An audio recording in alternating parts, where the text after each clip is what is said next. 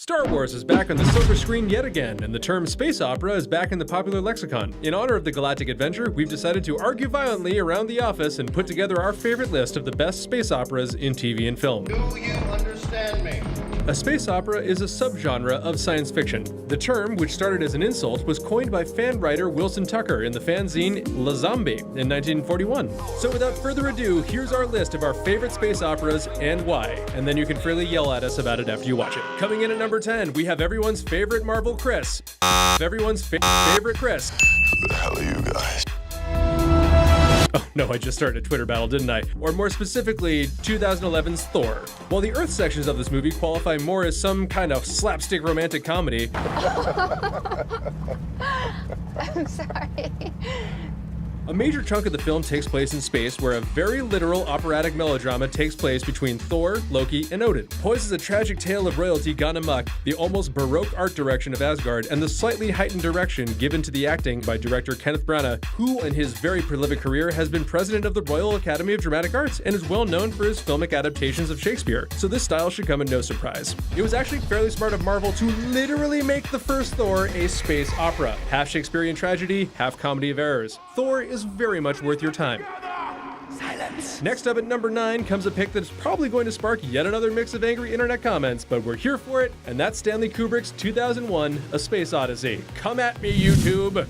Now, we know what you haters of space operas are screaming right now. This isn't a space opera! That's how you sound. This is just a breathtaking traditional science fiction masterpiece. Space operas are popcorn junk, they're movies, and this is a film! And in many ways, you're right. I'm really not at liberty to discuss this. But what we love about the quote-unquote space operas is that they're about big ideas. And what's a bigger idea than who are we?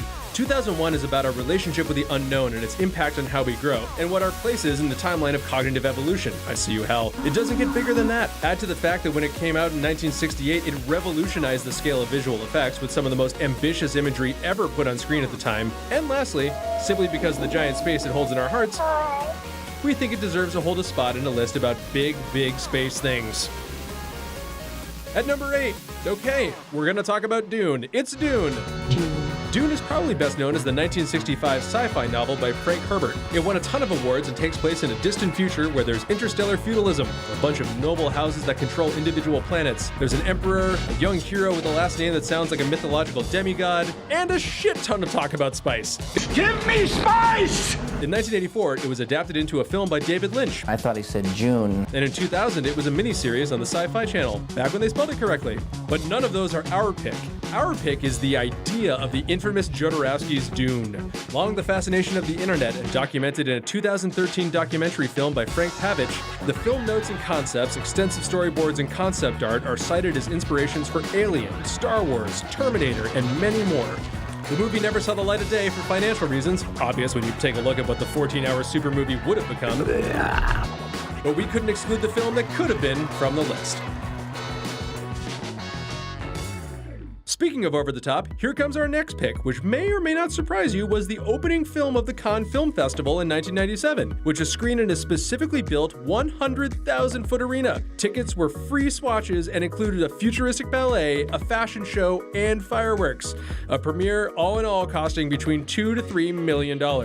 Drum roll. Drum roll. Okay, with an entrance that ostentatiously campy, are you surprised the next words out of my mouth are The Fifth Element? Because yes, that's it. It's The Fifth Element. Luc Besson's The Fifth Element stars Bruce Willis, Gary Oldman, and Mila Jovovich before she spent 15 years in those Resident Evil movies her husband makes. Primarily set in the 23rd century, the film's central plot involves the survival of planet Earth, which becomes the responsibility of Corbin Dallas, a taxi cab driver and former Special Forces major. The young woman literally falls into his cab. Dallas joins forces with her to recover 4 mystical stones essential for the defense of Earth against an impending attack by a malevolent cosmic entity.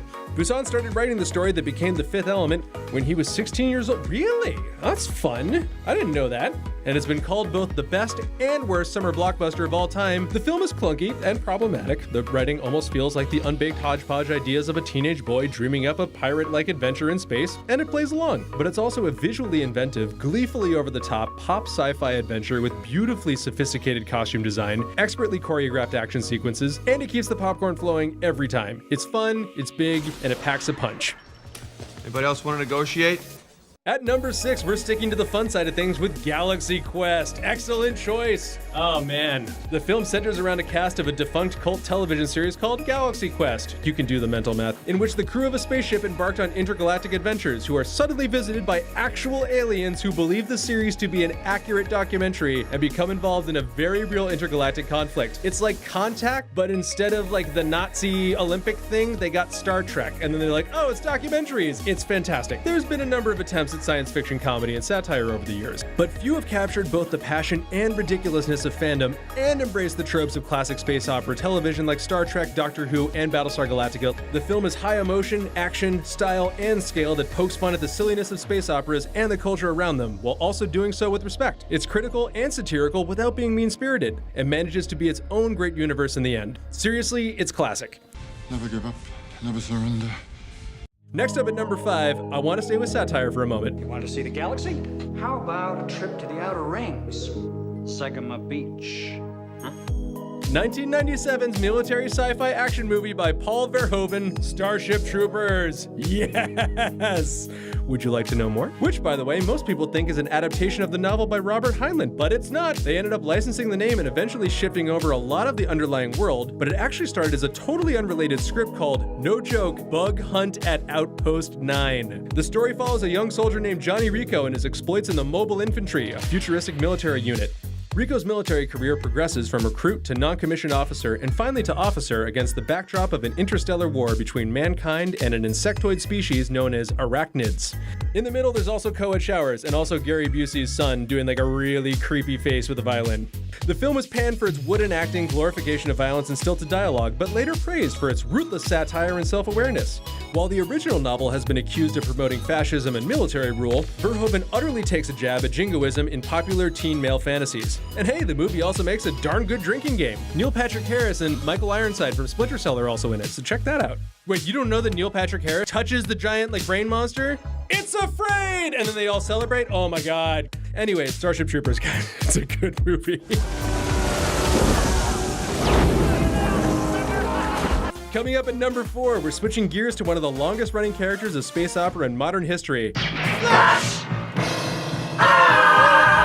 Gordon. Specifically, we're talking about the 1980s film directed by Mike Hodges and written by Lorenzo Semple Jr., a film that's so campy and bombastic it is often pointed to as the quintessential definition of space opera as a genre. Semple, who had written heavily on the 1960s campy Batman TV show, took that same camp to beyond the stratosphere in an effort to make a movie that, according to the thinking of the time, appealed to fans of the long-running Buck Rogers comic strip. With a soundtrack from Queen and a cast of actors that was critically panned for clearly just having fun instead of delivering stellar performances, it was bemoaned for the very reasons we celebrated, and it has become a cult classic. It embraces and entertainingly celebrates an almost vulgar self-awareness and enjoyment of how over-the-top it can be. It's unintentionally a comedy and one of the most colorful romps through the galaxy ever made, and it's a major sticking point of the movie Ted.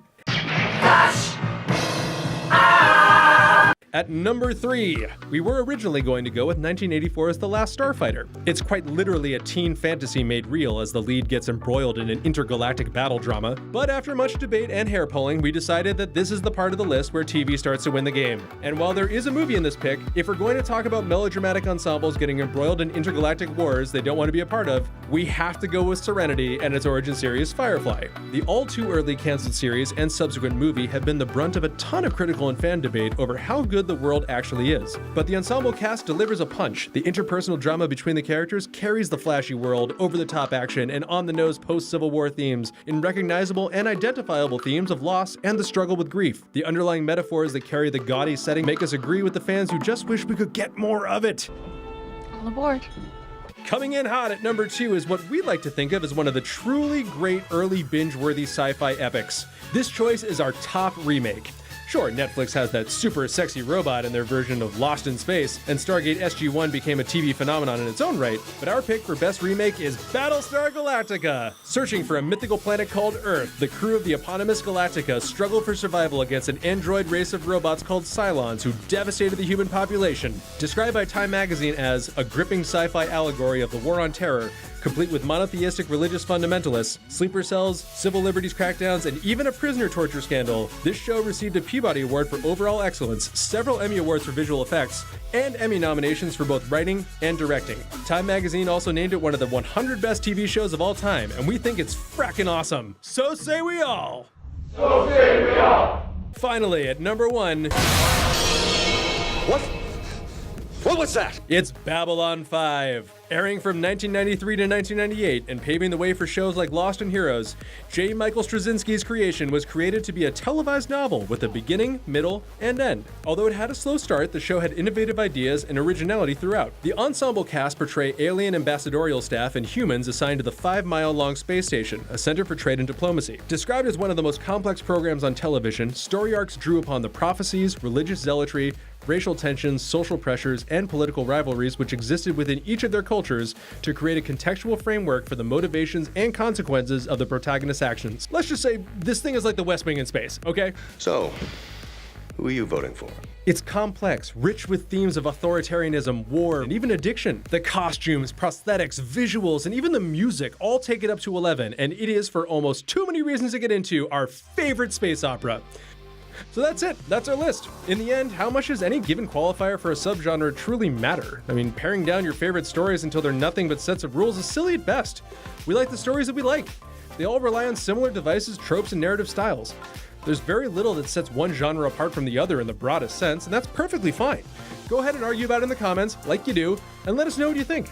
Do you agree with our picks? What are your favorite space operas? Do you even know what a space opera is anymore? Do you? Explain it to me! You're not my real dad! Sorry, I went to a dark place. Like, comment, and subscribe to Gamma Ray for more awesome stuff, and we'll see you next time.